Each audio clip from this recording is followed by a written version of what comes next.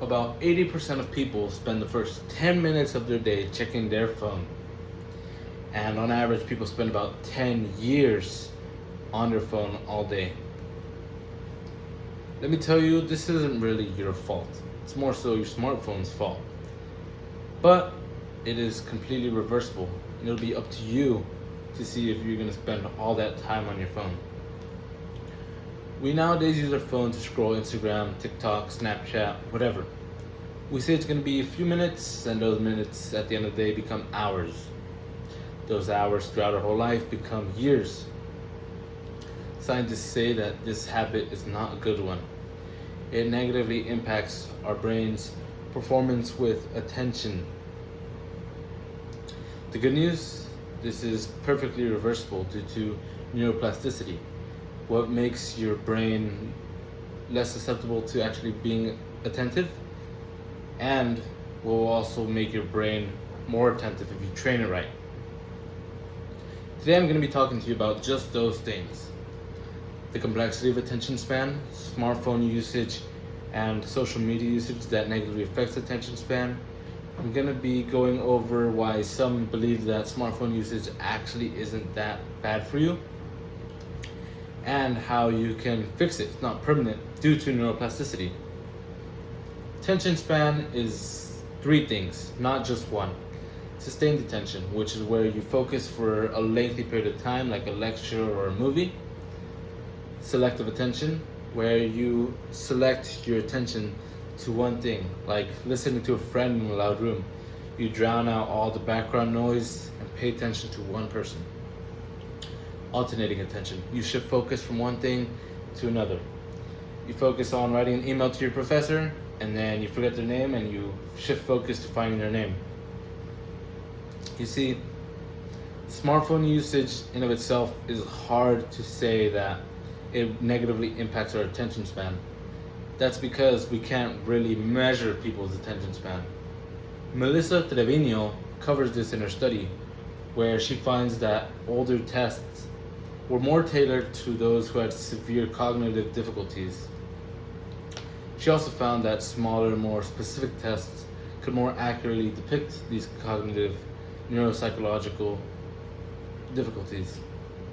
Basically, older tests not so good for attention span measurement, but the smaller, more specific tests, yes, they are good at giving an accurate picture of how attention span actually works. So if attention is complicated, what happens when we give it short bursts of entertainment every day for hours on end? The answer begins with neuroplasticity, which we could think of it as a kind of like trail in your brain. Let's say you're walking to school every day for years. At first it's grass when you start off, and that grass becomes a path, plain. Your footprints are embedded into the ground. That's what happens to your brain when you train it to want phone notifications and scrolls. It becomes a path to dopamine, the happy chemical in your brain. A 2019 EEG study actually sort of shows some evidence to how this negatively impacts your attention span. Zivan Michael got a group of students to learn using a device and a group of students to learn without a device. Those with the device actually showed higher functional EEG frequencies to that of negative attention span performance. According to the Pew Research Center, there is more. From 2015 to 2022, kids aged 13 to 17, their internet use actually doubled, while those who didn't use the internet that often dropped down to nearly zero.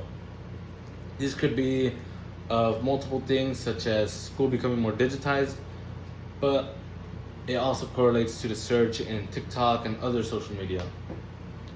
Dr. Griffin Tu, an associate professor in pediatrics at UMass Medical School, compares these short videos and bursts to candy, causing a cycle where your brain wants more.